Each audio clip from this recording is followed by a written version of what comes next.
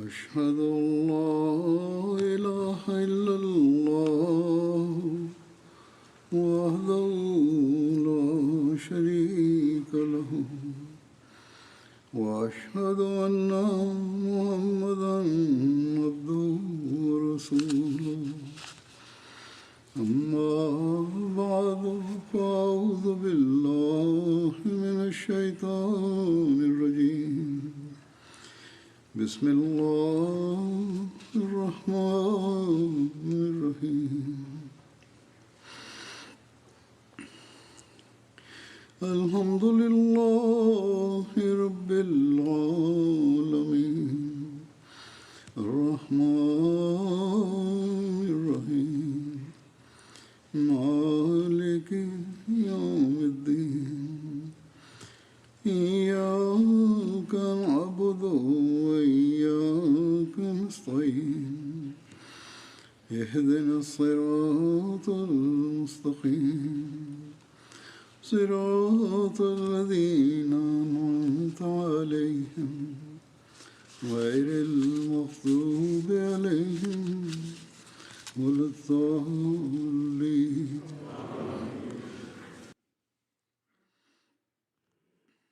Allah, der Allmächtige, sagt im Heiligen Koran: Inna Allaha ya'murukum an ta'addul amanati ila ahliha.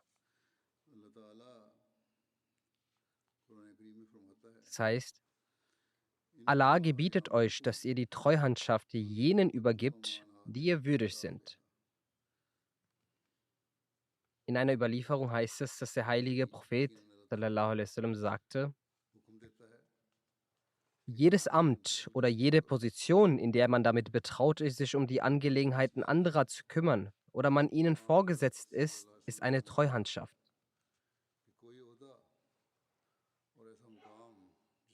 Auf diese Weise ist im System der Jamaat jedes Amt oder jeder Dienst, zu dem eine Person ernannt wird, eine Treuhandschaft.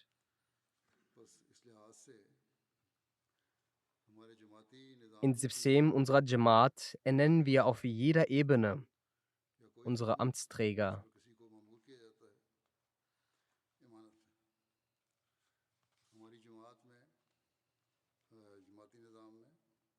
Von lokaler Ebene bis hin zur nationalen Ebene. Genauso auch in der Zentrale, im Markaz. Auch in den Unterorganisationen werden in gleicher Reihenfolge Amtsträger ernannt. Ob es sich um das zentrale, also Markazi-Nizam handelt, oder das Nizam der Unterorganisationen, überall werden Amtsträger von der untersten Ebene bis hin zur Markazi, also nationalen Ebene, ausgewählt und ernannt. Und grundsätzlich erfolgt dies durch Wahlen. Es ist das Gebot Allahs, dass du bei der Wahl der Amtsträger solche wählst, die scheinbar und gemäß deiner Meinung am besten für diese Aufgabe geeignet sind und die auch die Treuhandschaft ihrer Verantwortung erfüllen können.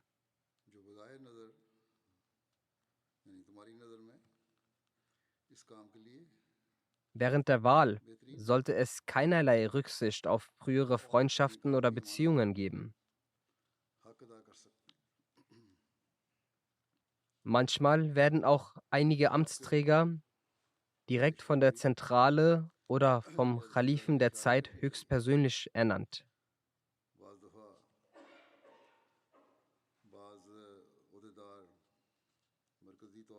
Dabei wird darauf geachtet, dass die Person diese ausgewählt wird, die für die Verantwortung am besten geeignet ist.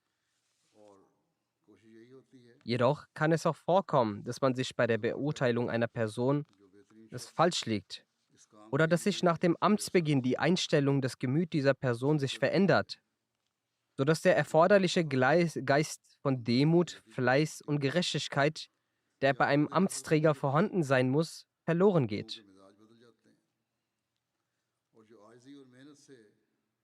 Sodann obliegt die Verantwortung der Handlung dieser Person ihm selbst und nicht auf den Wähler.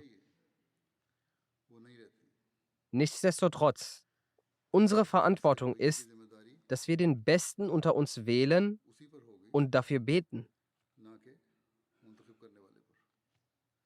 बहरहाल Grundsätzlich कोशिश करनी चाहिए wird auch versucht कि zu हम verhindern, अपने में से dass eine solche Person zu einem Amt ernannt wird, और दुआ करके die sich selbst in den Vordergrund stellt, um बहरहाल um ein Amt zu begleiten.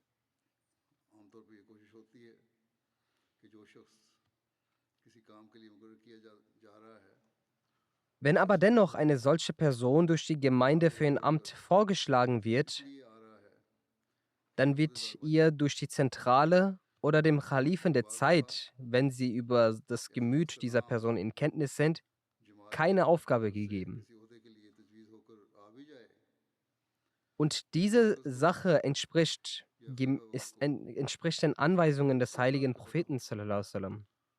तो उसे काम नहीं दिया जाता।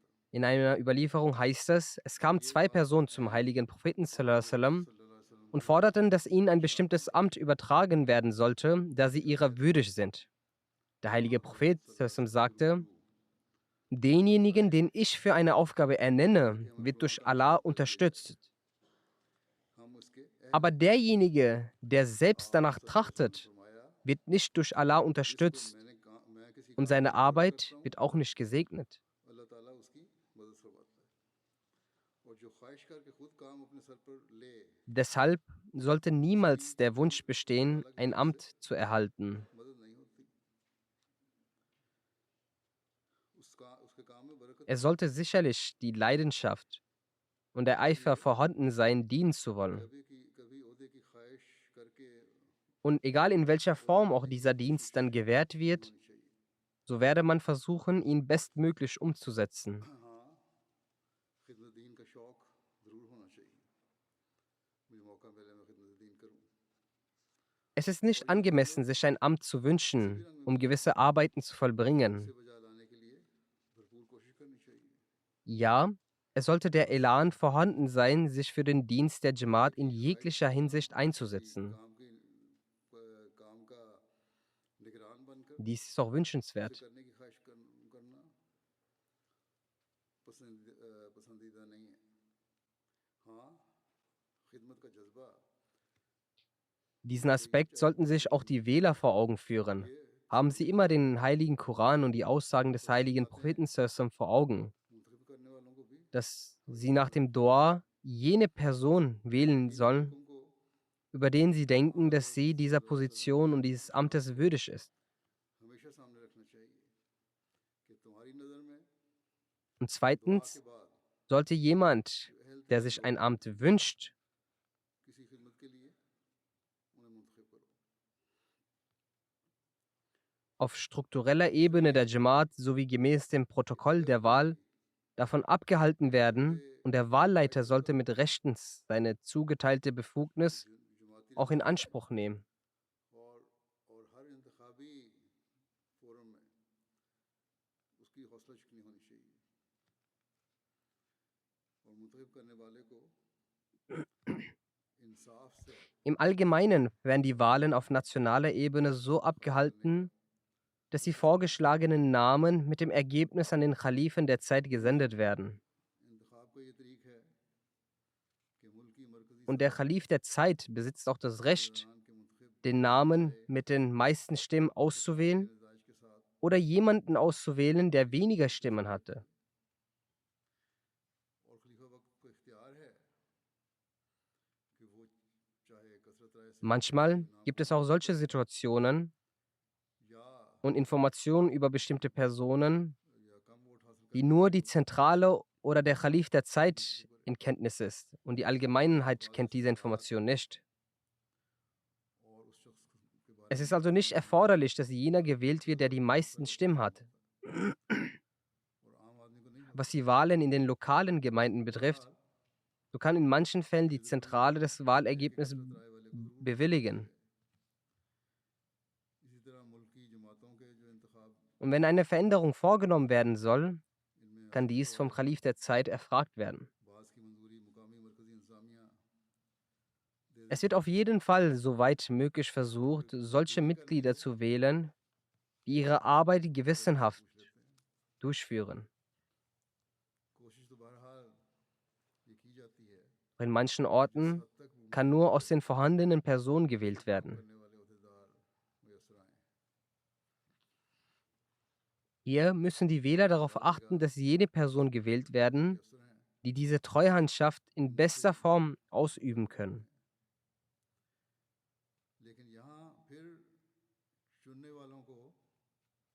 Und man sollte seine Stimme für jemanden nicht aus dem Grund abgeben, weil jemand ein Amt haben möchte oder aus Freundschaft heraus oder aus Verwandtschaft heraus oder weil die meisten Personen für diese eine gewisse Person ihre Stimme abgegeben haben, so gebe ich auch. Dies ist gegen das Gebot Allahs und gegen die Ermahnung des heiligen Propheten sallallahu alaihi wasallam. Zwar werden die nationalen Wahlen der Länder dieses Jahr nicht stattfinden, doch sie fanden schon statt. Doch in manchen Orten werden die Wahlen der Unterorganisationen stattfinden, also der Ansar, Khudam und Lajna.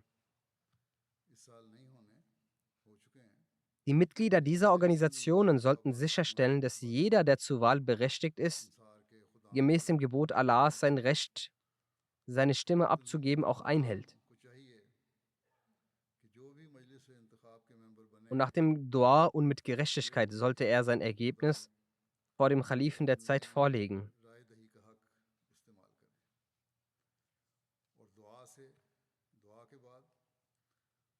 Wenn wir mit Gerechtigkeit dieses Recht ausüben, so wird unser Anteil im Fortschritt der Jamaat von Vorteil sein.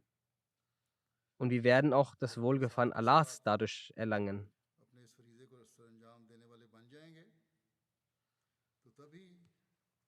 An dieser Stelle möchte ich auch die Amtsinhaber über ihre Verantwortungen in Kenntnis setzen.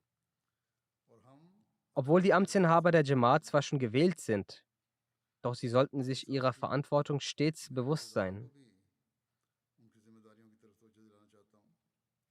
Sie sollten immer vor Augen halten, dass Allah ihnen die Möglichkeit gewährt hat, zu dienen und sie, um die Segnungen zu erlangen, diesen Dienst ohne jegliche persönliche Antriebe zu leisten, um das Wohlgefallen Allahs zu erlangen.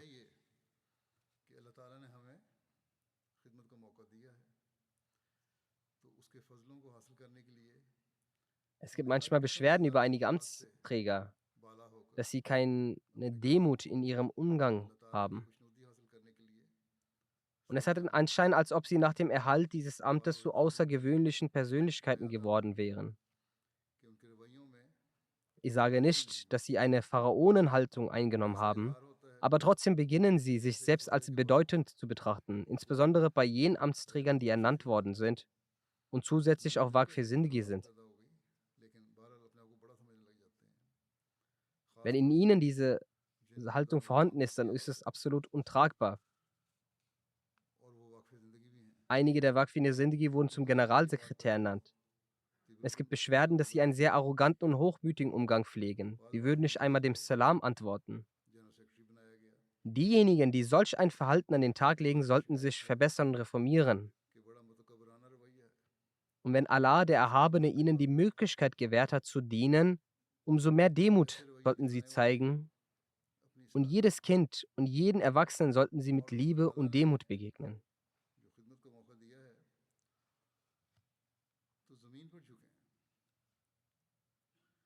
Ihnen wurde aufgetragen, den Gemeindemitgliedern zu dienen und nicht eine Herrschaftsangst über sie zu verbreiten. Dann gibt es wiederum einige Amtsträger, die ihre Arbeit nicht richtig erledigen. Hier werden auch von mir einige Angelegenheiten zur Berichterstattung weitergeleitet und diese bleiben in ihren Schubladen verschanzt, bis sie nicht daran erinnert und wiederholt angefragt werden. Und nach 6 Monaten oder einem Jahr schreiben sie dann wieder ein Entschuldigungsschreiben und sagen, dass ihnen ein Fehler unterlaufen sei und sie nicht rechtzeitig handeln konnten. Wenn ihr Verhalten in Bezug auf die Briefe der Zentrale und den Briefen des Khalifen der Zeit derart ist und sie so einen Umgang pflegen, wie kann denn von ihnen erwartet werden, dass sie in Bezug auf ein einfaches Jamaat-Mitglied sich angemessen verhalten werden? Diese Personen sollten sich verbessern und reformieren. Ansonsten werden sie von ihrem Dienst entlassen.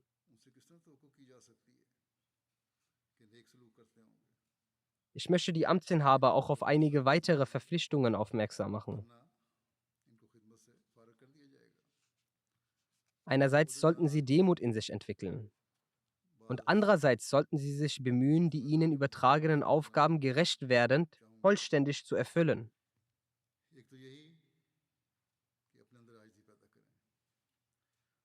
Bedenken Sie stets, dass Allah über uns wacht. Er beobachtet jede unserer Bewegungen. Nach dem Erhalt eines Amtes sind wir nicht von allen Bindungen befreit. Vielmehr sind wir noch stärker im Griff Allahs geraten.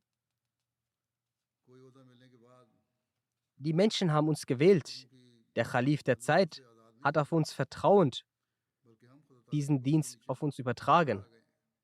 Daher müssen wir dieses Vertrauen aufrechterhalten und unsere Fähigkeiten optimal einsetzen, um diesen Dienst auf beste Weise zu leisten.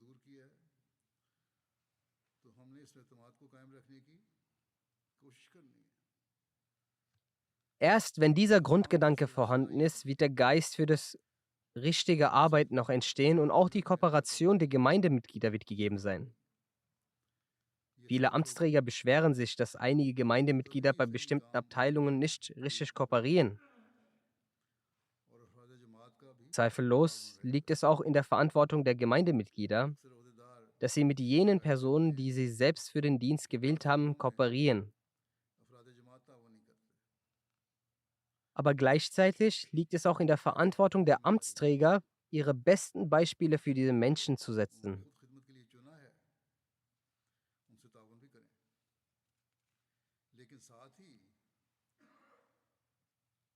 Ich habe neulich einen Bericht über einen Amtsträger erhalten, dass er nicht den richtigen Pflichtbeitrag für sein Einkommen entrichtet und auch keine Erlaubnis erhalten möchte, den Pflichtbeitrag in reduziertem Maße zu entrichten. Wie kann denn eine solche Person zu einem Vorbild für andere sein? Wie wird er denn andere dazu aufgerufen, dass sie finanzielle Opfer leisten sollen? Daher ist das persönliche Vorbild sehr wichtig. Es ist sehr wichtig, um Vergebung zu bitten. Sehr wichtig, Gott zu lobpreisen. Sehr wichtig, seinen Zustand zu reflektieren. Wenn ein Sekretär Tarbiyat selbst nicht darauf achtet, die 5 täglichen Gebete einzuhalten, wie kann er denn andere dazu aufrufen, dass sie ihre Aufmerksamkeit auf die Gebete richten sollen?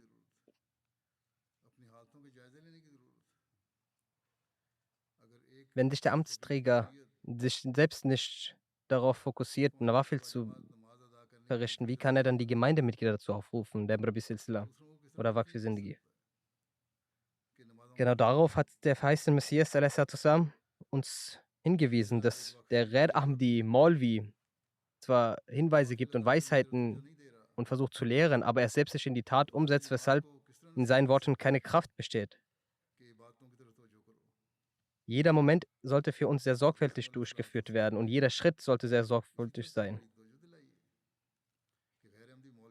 Erst wenn das der Fall ist, erst dann können wir unsere Treuhandschaften wirklich erfüllen.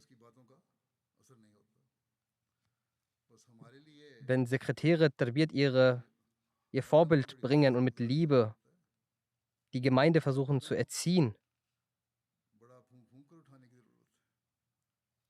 dann können sie in den Gemeindemitgliedern eine Revolution hervorbringen.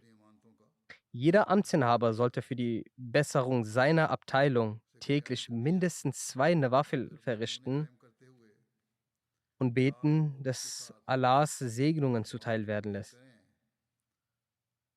Wenn die Abteilung Tarbiyat aktiver wird, dann werden meines Erachtens die anderen Abteilungen zumindest mindestens 70% bessere Arbeit leisten. Daher sollten wir uns immer vor Augen halten, dass die Amtsinhaber ihre Vorbilder an den Tag legen müssen. Vor allem die Umara der Jamaat, die Sadran der Jamaat und insbesondere die Sekretäre der Abteilung Tarbiyat. Besonders. Auch der Rest muss es tun, nicht, dass andere es nicht tun müssen.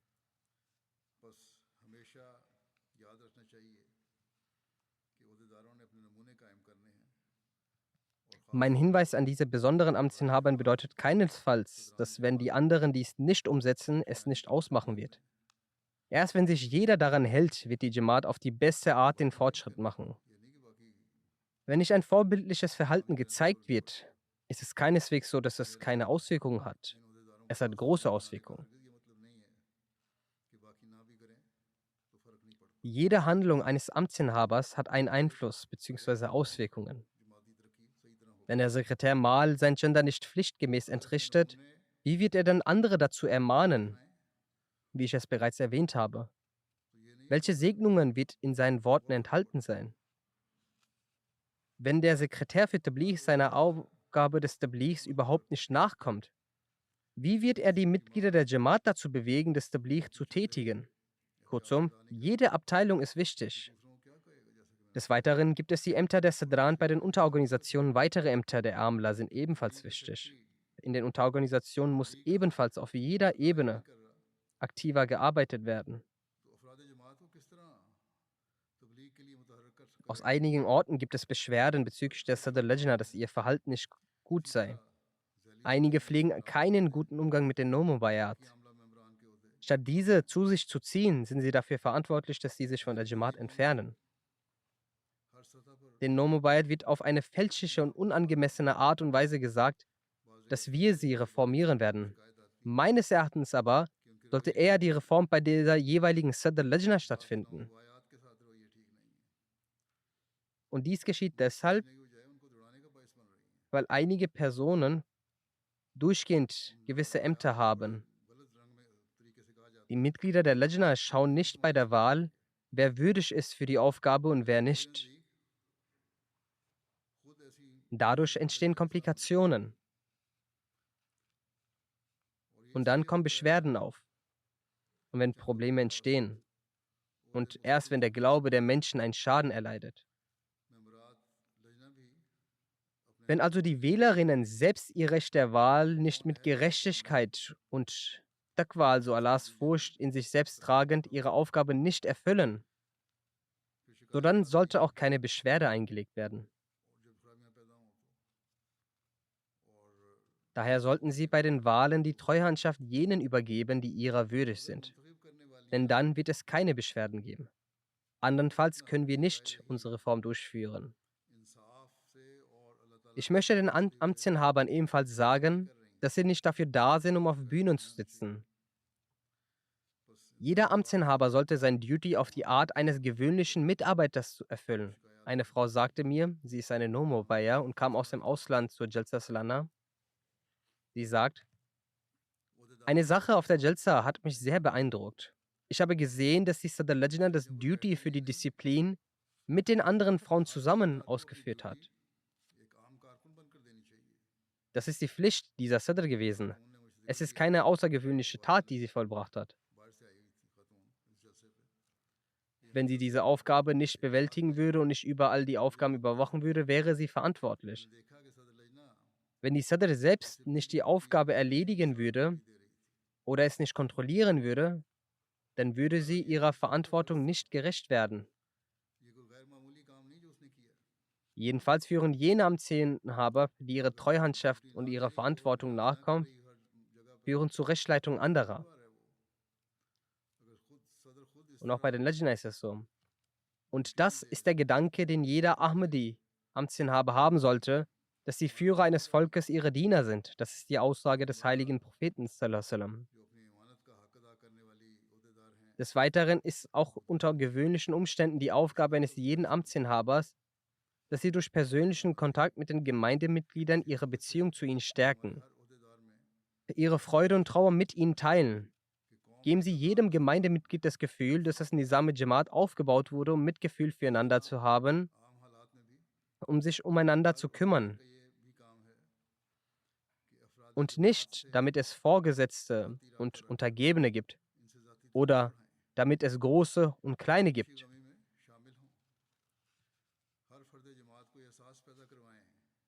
Wir sind alle gleich, wir sind alle Brüder und um die Mission des verheißenen Messias zu erfüllen, bemühen wir uns gemäß unseren Fähigkeiten. Das ist die Einstellung, die das Nizam-e-Jamaat zu einem wundervollen System machen kann. Und das ist auch die Einstellung, die uns Allah näher bringen kann. Wenn wir diese Einstellung aber nicht haben und unsere Handlungen dagegen sind, dann nehmen wir tatsächlich den Zorn Allahs auf uns.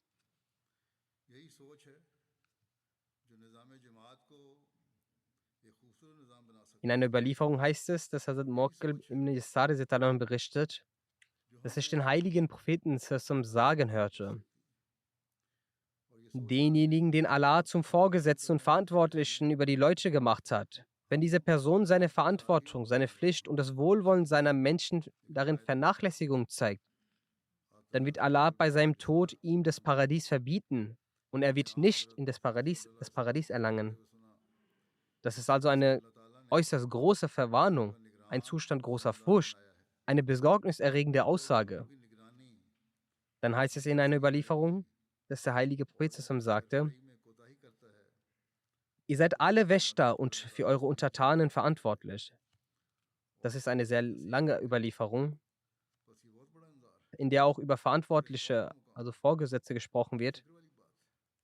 Ich lese aber nur den bezogenen Teil vor. Der heilige Prophet sagt: Der Herrscher ist auch ein Wächter. Hierzu gehören auch Amtsinhaber und jeder wird über seine Untertanen gefragt werden. Mit Untertanen sind nicht diejenigen gemeint, über die geherrscht wird, sondern es sind jene gemeint, für deren Hilfe, Rechtleitung und Wohlwollen sie verantwortlich gemacht wurden.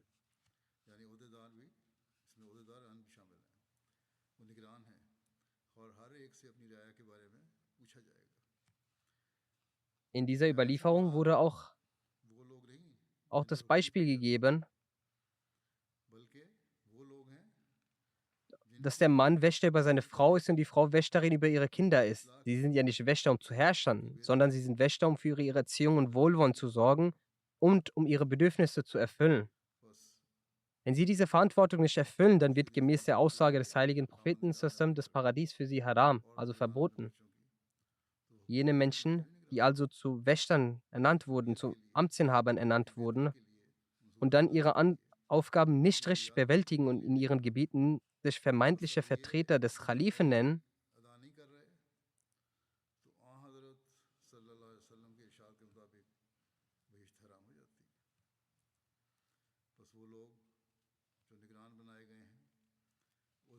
sodann diffamieren sie auch damit den Khalifen der Zeit und machen ihn auch schuldig, wie ich das Beispiel eben genannt habe, dass einige Berichte monatelang nicht geschickt werden.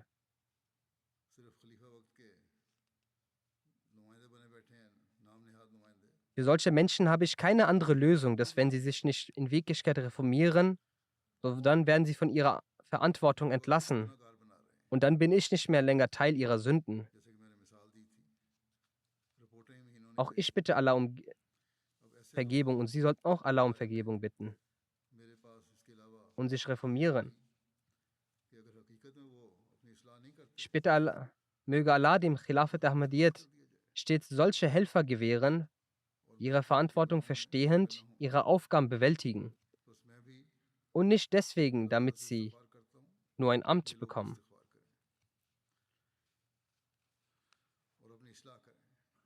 Das ist auch sehr wichtig, über das der heilige Prophet gesagt hat: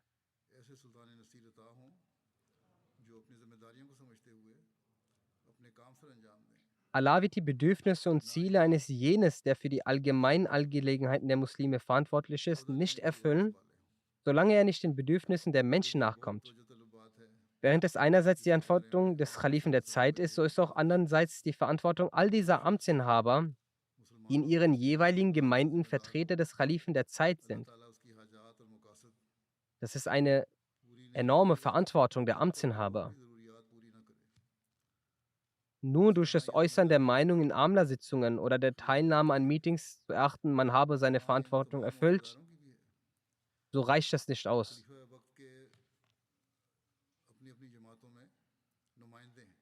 Die Planung zum Bessern der Menschen und diese dann umzusetzen, ist eine äußerst wichtige Angelegenheit.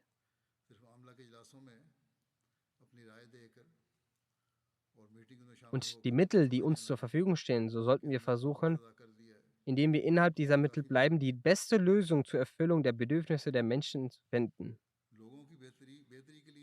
मनसूबाबंदी करना और फिर इस पर अमल दरामद करवाना इंतहाई ज़रूरी अमर है। Um die weltlichen Bedürfnisse zu और जो erfüllen, वसाइल हमारे पास gibt es हैं unter anderem auch die Abteilung Umur इस्तेमाल Amma, करते हुए ebenso die Abteilung हमें Santo बेहतरीन Tijarat. लोगों की ज़रूरियात पूरी करने का Zudem मकसद sollten die Unterorganisationen einen aktiven दोनों Beitrag dazu निकालना चाहिए। leisten. Gewiss stehen uns nur wenige Mittel zur इसके Verfügung. लिए Doch die vorhandenen Mittel können durch die beste Verwendung und unter der मुस्तकिल richtigen गुजारा पूरी Planung करने zur के Hilfe लिए sehr vieler शोबा beitragen. मुरामा भी है और शोबा संतो ज़ियारत है और इस तरह जली तंजीमों को इसके लिए अपनी Eine काबिलियत का Abteilung, इजहार die करते derzeit हुए für nahezu alle Gemeinden eine हमेशा अपने Herausforderung पास darstellt, ist die Abteilung सलाह है Rishtanata. लेकिन Dies जब erfordert हमें eine sehr weitreichende इसका Planung, बेहतरीन इस्तेमाल sowohl auf der Jamaat-Ebene सही als auch auf मनसूबाबंदी der से Ebene der बेहतरीन मदद Unterorganisationen. कर सकता है कर Wird सकते हैं। diese Aufgabe gemeinsam एक शोबा gelöst werden müssen. जो आजकल तकरीबन तमाम जमातों के लिए एक चैलेंज Auch बना hier bedarf es der Aktivierung der Abteilung वो Tarbiyat, रिश्ता नाते का शोबा है। sowohl auf der Jamaat-Ebene als auch auf इसलिए Ebene der इसी मनसूबाबंदी की Unterorganisationen. ज़रूरत है। Wieder जमाती wendet निज़ाम sich diese Angelegenheit zu dieser Abteilung. जहली तंजीमों के निज़ामों को Sollten unsere Jugendlichen richtig erzogen worden sein, so würden के wir साथ uns मिलकर stets die Aussage des heiligen Propheten zusammen vor Augen halten, जहाँ फिर dass in der Angelegenheit der Eheschließung sollte जमाती statt des leader Reichtums der Familie जहली तंजीमों के und der पीछे Schönheit dem Glaubenden गलत Vorrang फहमी gewährt पैदा करते werden. थे Wenn लेकिन das जब zu, ये unserem बात Zu unserer Priorität wird, अगर हमारे so werden नौजवानों में sowohl से die कोई शख्स Jungen हो als auch die Mädchen der Besserung जो ihres मोहम्मद Zustands im सल्लल्लाहु Glauben अलैहि वसल्लम के und der Bindung mit Gott इस Vorrang सिफात को उनके gewähren. सामने रखें कि रिश्ते के मामले में दौलत खानदान Auf diese Weise werden wir in Lage sein, unsere Nachkommen und Generationen zu ये bewahren. हमारी तरजीह हो जाएगी Denn den Listen तो und फिर लड़के भी Verschwörung des Dajjal, derer er sich heutzutage bedient, ist es ansonsten mit gewöhnlichen खुदा Versuchen ताला से ताल्लुक जोड़ने को तरजीह trotzdem देंगे enorm schwierig. Dazu wird eine äußerst इस तरह हम weitreichende Planung erforderlich sein. अपनी अगली नस्ल को महफूज कर सकेंगे Ein jeder Amtsinhaber वरना bedarf आजकल zunächst der इत्तेहाद Reform seines शराइ eigenen जमहूरिया Hauses. Dann ist es इससे erforderlich, in der मजबूत Jamaat रिलेशनशिप darauf हासिल और aufmerksam करेगी zu machen, dass unser Eid, dem Glauben über die Welt Vorrang zu gewähren, उसी nicht bloß ein मनसूबाबंदी करनी Eid होगी verbleibt, sondern बस हर ein jeder अहदेदार unter uns zu einem praktischen Beispiel हमें dessen wird. अपने घर Erst की wenn dies der सलामती Fall wird, können wir in der Lage sein, बाद den में Dajjal इस बात की herauszufordern und ज़रूरत zu और ज़्यादा besiegen. ज़रूरत है Erst dann können wir कि unsere हमारा अहद Generationen und Nachkommen और bewahren. दीन को दुनिया पर Erst मुकद्दम dann रखने können का wir unsere Eide und अहद नहीं Versprechen schützen, ihre Rechte erfüllen बल्कि हम und unserer ऐसी Treuhandschaft ज़िंदगी auch gerecht werden. इसकी अमली शक्ल बन जाए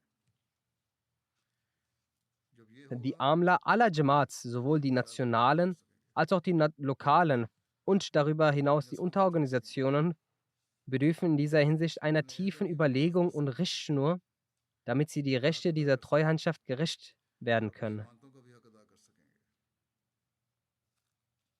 बस दुनिया की तमाम जमातों की मुल्की और मुकामी Wie ich zuvor kurz Amla beispielhaft और इसी die तरह Arbeit der Amure Amma erwähnt habe, झैली तंजीमों की innerhalb unseres Systems gibt es auch मुखालफत eine से Abteilung बचाव Amure Amma. Auch diese और Abteilung wird als sehr wichtig हिदायत की angesehen. ज़रूरत है Und das ताकि ist sie अपनी auch. इमानतों का हक अदा कर सकें Doch im Allgemeinen ist der Eindruck देखा entstanden, जाए dass die सारी थी अमूर Arbeit dieser Abteilung nur darin नाकामयाब liegt, साबित die हुई Mitglieder zu bestrafen oder sie mit नाकाम Härte zu verwarnen. अमूर का भी एक शोबा है Die Arbeiter और der Amure इस खिदमत Amma को भी बहुत sollten मुश्किल wissen, dass और ihre Arbeit nicht nur darauf समझा जाता beruht, है भी das ist nur ein Teil ihrer Arbeit.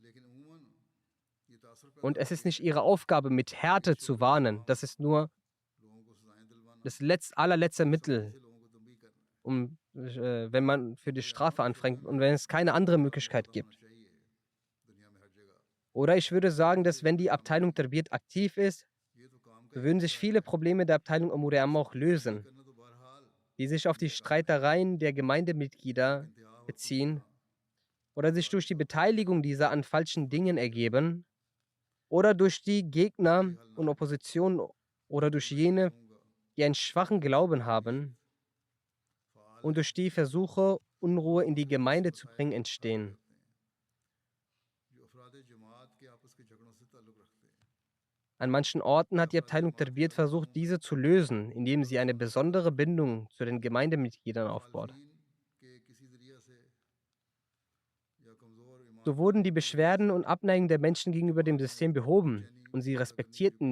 होती है die Entscheidungen der Gemeinde und nahmen sie an.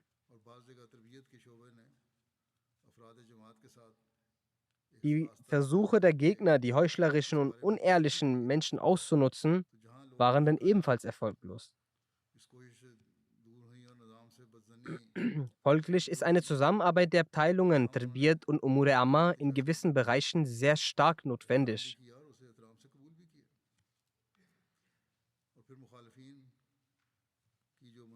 Wie ich bereits gesagt habe, ist die Arbeit der Abteilung Umur Amma sehr breit gefächert. Es ist ihre Aufgabe in der Gemeinde, das Programm für gesellschaftlichen Frieden zu gestalten. Es ist ihre Aufgabe, die Mitglieder der Gemeinde bezüglich ihrer Beschäftigung und Arbeit aufzuklären und bei der Suche zu helfen. Die Aufgabe von Khidmat al-Khalq durchzuführen, ist ihre Aufgabe. Streitigkeiten mit Liebe und Sanftmut zu lösen, ist auch ihre Aufgabe. Jedenfalls hat die Abteilung Umur Amma keine Befugnis in Angelegenheiten der Qaza, dass sie anfängt, Entscheidungen zu treffen. Ja, sie sind für die Umsetzung der Entscheidungen der Qaza zuständig. Wenn aber nach der Entscheidung ein Beteiligter die Umsetzung nachlässig ausführt, dann ist es die Aufgabe der Abteilung Umur Amma, dass sie der Person mit Gewissheit erklärt, wieso dieser durch die Nichtbefolgung seinen Glauben ruiniert. Und ihm erklären, wieso dieser für einige weltliche Vorteile seinen Glauben auch ruiniert. Diese Menschen vergeuden auch meine Zeit dadurch und schreiben mir immer wieder, obwohl sie selbst im Unrecht sind. Viele Menschen verstehen es, wenn man sie aufklärt. Jedenfalls die Aufgabe der Abteilung Umur Amma ist nicht nur Bestrafungen auszuführen, sondern auch die Menschen vor dieser Bestrafung zu schützen. Und hierfür sollten sie alles Mögliche versuchen. Wenn sie irgendwo etwas Falsches vorgehen sehen oder finden, dass dies dem Interesse der Jamaat schaden könnte, dann sollten sie sofort die Abteilung Tarbiyat auch zusammentun und mit Hilfe der Murabbiyan auch arbeiten.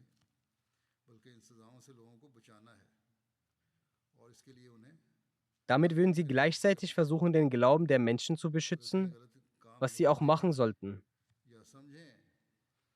Manchmal versuchen die Verhaltensweisen von Amtsinhabern verursachenden Argwohn gegenüber dem Gemeindesystem in einigen Menschen. Beispielsweise, wenn jemand für ein persönliches Anliegen dem Khalifen der Zeit ein Darkhas, eine Bitte vorgelegt hat, dann hat der Sadr Jamaat oder Mir Jamaat oder Umur Amma oder eine andere besondere Abteilung auf diese Bitte bezogen Härte gezeigt und ihm gesagt, wieso er es nicht über sie verlaufen ist. Die Angelegenheit wird dann schleifen gelassen. Statt sofort einen Bericht zuzuschicken, wird sie diesbezüglich von der Zentrale um einen Bericht gefragt wurden. Dann, wenn der Antragsteller, also Bittende, keine Antwort erhält, entsteht Argwohn in ihm. Und dann schreiben auch Leute mich direkt ein und entwickeln Zweifel darüber, dass ihre Bitten ankommen, da eine lange Zeit nicht agiert wurde. Die Leute denken, dass ihre Bitte den Khalifen der Zeit nicht erreicht hat.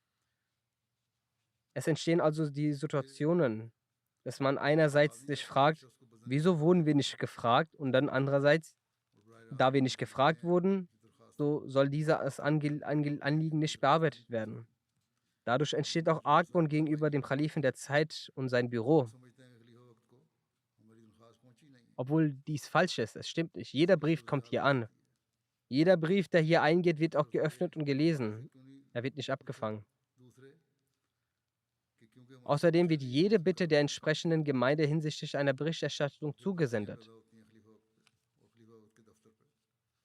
Jedenfalls möchte ich den Mitgliedern der Gemeinde mitteilen, dass alle Briefe, die hier ankommen, geöffnet wird, auch gelesen wird und diese auch dementsprechend bearbeitet werden.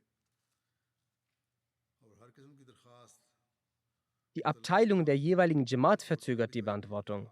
Solche Amtsinhaber sollten sich fürchten, denn ihr Handeln verursacht eine Distanz zwischen den Mitgliedern der Jamaat und dem Khalifen der Zeit. Er verursacht Argwohn gegenüber dem Nizam der Jamaat. Dadurch sündigt der betroffene Amtsinhaber. Durch das Spielen mit dem Glauben der anderen macht er sich selbst zum Sünder.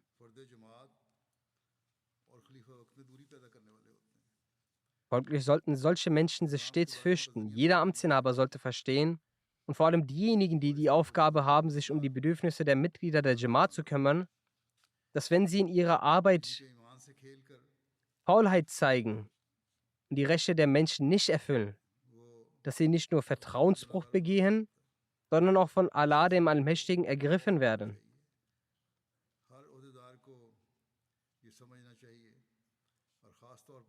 In einer Überlieferung zu den Anweisungen des heiligen Propheten heißt es, der Imam, also gemeint damit ist jeder Amtsinhaber, der Imam, der seine Tür vor hilfsbedürftigen, mittellosen und armen Menschen verschließt, für den verschließt Gott das Tor zur himmlischen Hilfe. Wenn also ein Amtsinhaber oder ein Mitarbeiter in den Büros so denkt, sollte er Gott fürchtend den Bedürfnissen der Menschen schnellstens nachgehen oder dies zumindest sofort berichten.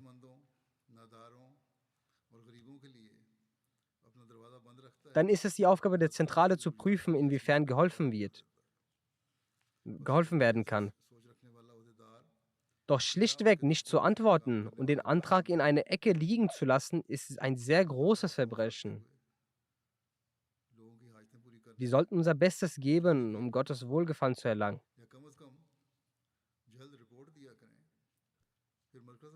Versuchen Sie, jede gute Tat nachzugehen. Der heilige Prophet lehrt uns, ehrfürchtig zu sein, wo immer man ist. Und wenn du eine schlechte Sache begehst, dann versuche etwas Gutes danach zu machen. Denn das Gute bereinigt das Schlechte und den Menschen mit Freude und Güte zu begegnen. So heißt es in einer Überlieferung, dass der heilige Prophet Abu Musa und Muaz bin Jabal in jeweils 2 unterschiedliche Gebiete Jemens als Statthalter sandte und ihnen die folgende Weisheit mitgibt. Schafft Erleichterung, keine Erschwernisse. Verbreitet Liebe und Freude und lasset den Hass nicht einnisten. Das ist die Aufgabe und die Weisheit, die jeder Amtsinhaber, der mit den Mitmenschen im Kontakt steht, für sich als Rechtsleitung annehmen sollte.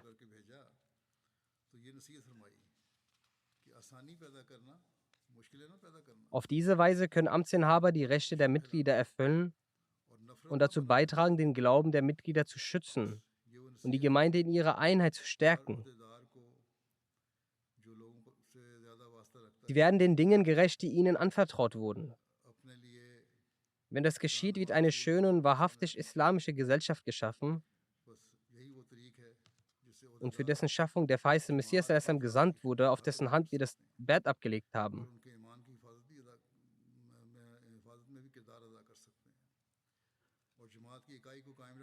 Die Amtsinhaber sollten immer daran denken, dass die Mitglieder der Gemeinde sie gewählt haben und es auch später tun, damit sie ihren anvertrauten Aufgaben gerecht werden.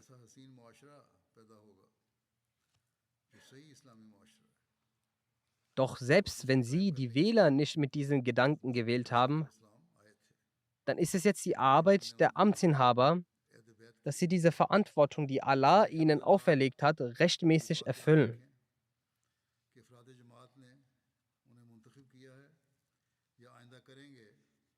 Erfüllen Sie Ihre Pflichten mit reiner Absicht. Erfüllen Sie diese mit der Furcht vor Allah im Herzen. Erfüllen Sie diese, um Allahs Wohlgefallen zu erlangen. Erfüllen Sie diese, um als Helfer des Khalifen der Zeit zu werden. Machen Sie es, um so weit wie möglich den Glauben der Menschen auch zu festigen und um ihnen nützlich zu sein. Wenn Sie diesen Gedanken haben und mit diesem Gedanken Ihren Pflichten nachgehen, dann wird Allah auch Ihre Aufgaben segnen. Und Allah wird dann in allen Angelegenheiten Ihr Helfer und Unterstützer werden. Wenn das nicht so ist, dann werden wir uns von Taqwa entfernen, von der Gottesfurcht.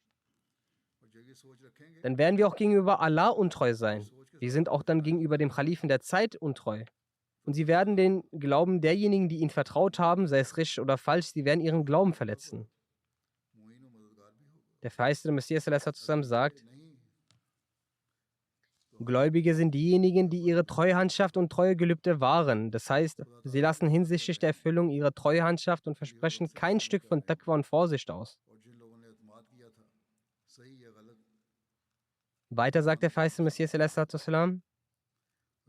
In der Schöpfung des Menschen gibt es zweierlei Schönheiten. मोमिन वो हैं जो अपनी इमानतों और अहदों की रियायत रखते हैं, यानी अदाए अमानत Das erste ist Husn Mamla, also die Schönheit der Angelegenheiten. तकवा और एहतियात Diese ist, dass der Mensch bei der Erfüllung aller Treuhandschaft und Versprechen gegenüber Allah jegliche harte Arbeit macht, इंसान का damit keine auf ihn bezogene Tat so weit wie möglich verstirbt.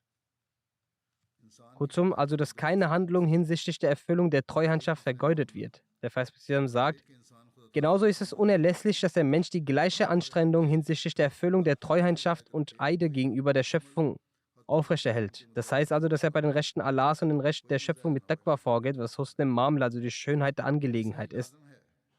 Beziehungsweise man sollte sagen, dass es die spirituelle Schönheit ist. Folglich sollte jeder Amtsinhaber dies beachten. Wir müssen die spirituelle Schönheit in uns entwickeln. Vor allem sind wir meistens von den Worten des Verses Messias angesprochen, die Amtsinhaber besonders. Jeder Ahmadi verspricht, dass er gottesfürchtig sein wird und im Glauben dem Weltlichen bevorzugen wird. Doch Amtsinhaber und vor allem diejenigen, denen eine Verantwortung der Jamaat auferlegt wurde, sind hier vor allem angesprochen und verantwortlich dafür, dass sie ihre Versprechen und die Treuhandschaft wahren. Versuchen Sie, die ihnen auferlegten Verantwortungen gottesfürchtig mit all ihren Kräften zu erfüllen. लेकिन ओहदेदारों और वो जिनके सपोर्ट जुम्मा Möge Allah, der Allmächtige, uns alle dazu befähigen. सबसे ज़्यादा इस बात के मुखातिब और जिम्मेदार है कि अपने अहदों और ईमानतों की हिफाजत करें। जो हमारे सपोर्ट जिम्मेदारियां हैं उन्हें तकवा से काम लेते हुए अपनी तमाम तर सलाहियतों के साथ अदा करने की कोशिश करें। अल्लाह ताला हम सबको इसकी तौफीक अता फरमाए।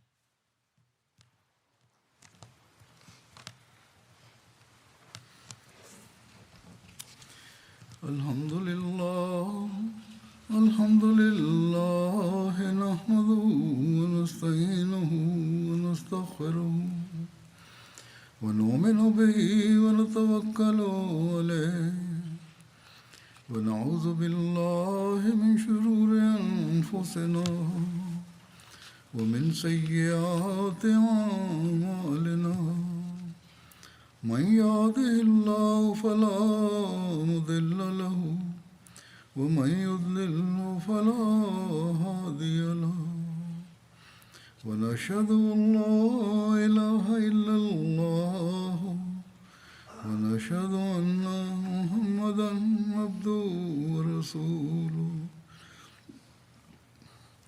عباد الله رحمكم الله إن الله يأمر بالعدل والإحسان وإيتاء ذي القربى وينهى عن الفحشاء والمنكر والبغي يعظكم لعلكم تذكرون اذكروا الله يذكركم وادعوه يستجب لكم ولذكر الله أكبر